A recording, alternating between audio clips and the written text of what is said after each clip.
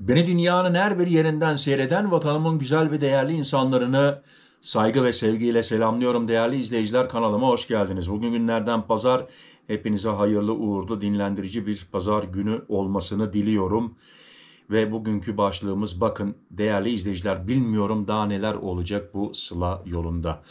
Sıla yoluna çıkan şoförün sahte soygun planını polis ortaya çıkardı. Şimdi çoktan beri Sıla yoluna gidenler belki hatırlarsınız. Siz bilmiyorsanız belki tanıdıklarınız bilmiştir ama inanıyorum ki bu videonun altına yorumlar gelecek bu konuda.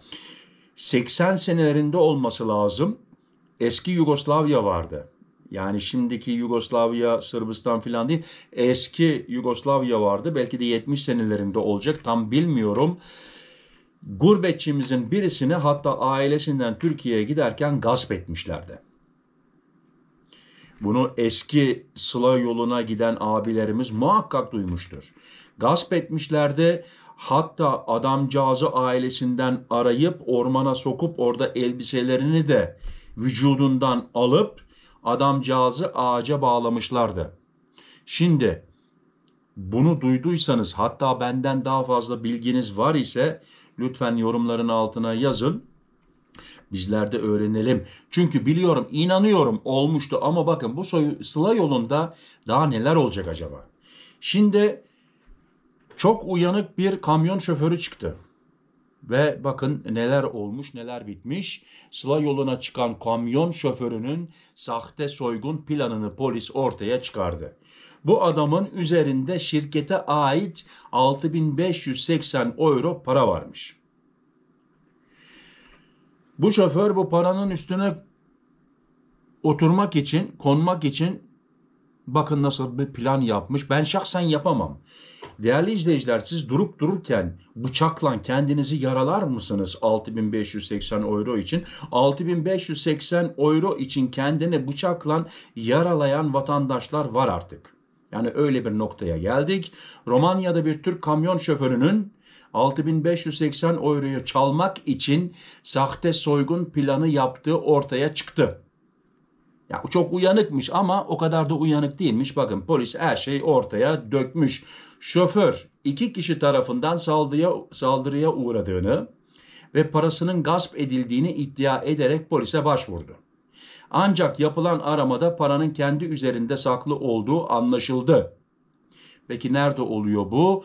Şoför olayın Rakovita yani Romanya'da oluyor. Romanya bölgesindeki bir otoparkta meydana geldiğini ve yüzleri kapalı 2 kişinin kendisine saldırdığını, çalıştığı nakliye şirketine ait 6.580 euroya çaldıklarını ve sol bacağına bıçakla birkaç kez vurduklarını öne sürdü. Değerli izleyiciler, 6.580 hemen hesaplıyorum. 6.580'den 50 TL'den hesaplayalım kurumuzu.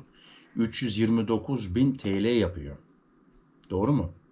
329, yani 330.000 TL için oluyor bu yapıyor. Şirketine ait 6.500 euro çaldıklarını ve sol bacağına bıçakla birkaç kez vurduklarını öne sürdü.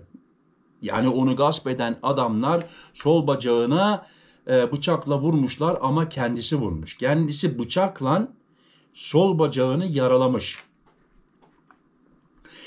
Saldırganların daha sonra koyu renkli bir araçla olay yerinden kaçtığını söyledi. Polis ekipleri kısa sürede bölgede arama çalışması başlattı. Değerli izleyiciler, ne zannediyorsunuz? Nasıl buldular acaba bu adamın yalan söylediğini? Defalarca söylüyorum, gümrükte de gümrük memurları nasıl bu konuda bilgiliyse, bunun okulunu okuduysa polisler de polis okuluna gidiyor. Ancak yapılan incelemede şoförün çalındığını iddia ettiği 6.580 euro kendi iç çamaşırında gizlediği tespit edildi. Yani polis anlıyor ki bu işte bir yamukluk var.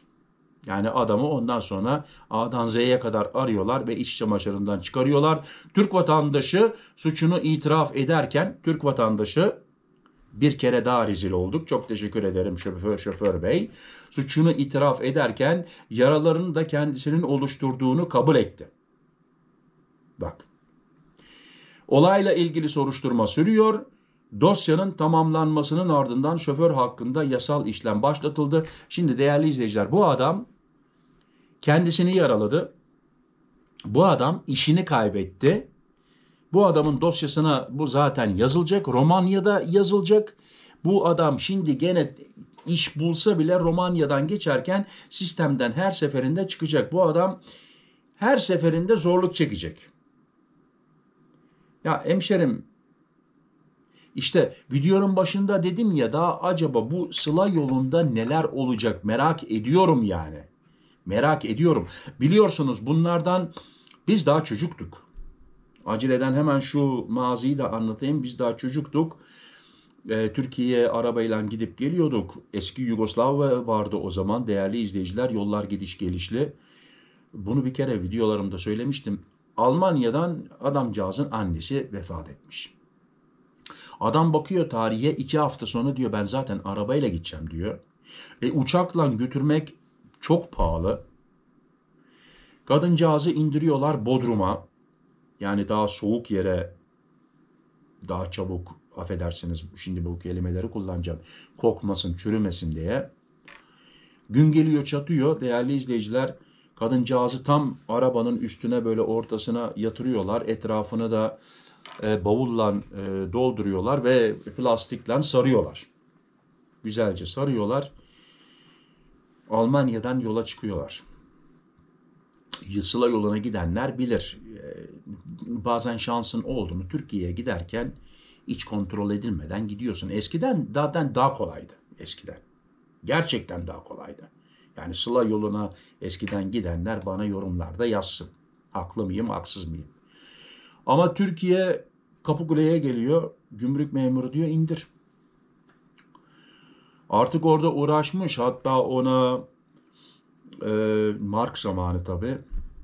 50 mark mı ne 100 mark mı vermek istemiş geçirmek için. Gümrük memuru kabul etmemiş. İndirecektin, indirmeyecektin. Zorla indirttiriyorlar bagajları. Değerli izleyiciler, demek istediğim bakın o an o kadın tabii aşağı indiriliyor ve görülüyor. Her şey ortaya çıkıyor. Demek istediğim bu Sıla yolunda daha neler olacak? İnşallah yani her seferinde diyorum kazasız belasız cezasız olur inşallah diyorum ama bir de böyle şimdi bırakalım bu anne konusunu, bir de böyle şoförlerin yahu hangi şeytan dürttü de seni böyle bir oyuna geldin de böyle bir sahtekarlık yapmaya uğraşıyorsun?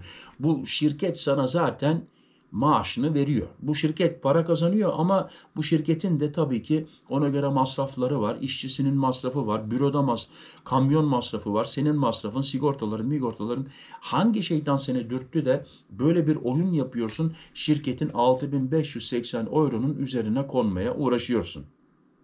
Şimdi sen hangi yüzlen patronunun veya müdürünün karşına çıkacaksın? Ben onu merak ediyorum. Yani değerli izleyiciler, bu konuda gelin hep beraber bana yazın. Sizler ne duydunuz? Belki bu anne konusunu da duymuşsunuzdur. Değerli izleyiciler, belki bu adamcağızı ağaca bağlamışlardı, elbiselerini üzerinden almışlardı. Belki onu duymuşsunuzdur, belki komşunuzdu. Ailemiz büyüyor. Murat Bozdağ'ın sesi daha da fazla ilerliyor ve daha da fazla ilerleyeceğine de inanıyorum değerli izleyiciler. Ama sizin sayenizde, Allah hepinizden razı olsun. Sizin sayenizde sizler beni buraya getirdiniz. Tekrardan çok çok çok teşekkür ediyorum. Bu videom için de bir like verirseniz tabii ki sevinirim. Abone olmadıysanız şimdiye kadar ücretsiz abone olma imkanınız var. Abone olabilirsiniz. Tabii ki gurur duyarım. Teşekkür ederim. Ailemize hoş geldiniz diyorum. Allah hepinizden razı olsun. Kendinize dikkat edin, sıhhatinize dikkat edin. Sıhhatli kalın, benimle kalın. Hoşça kalın. Murat.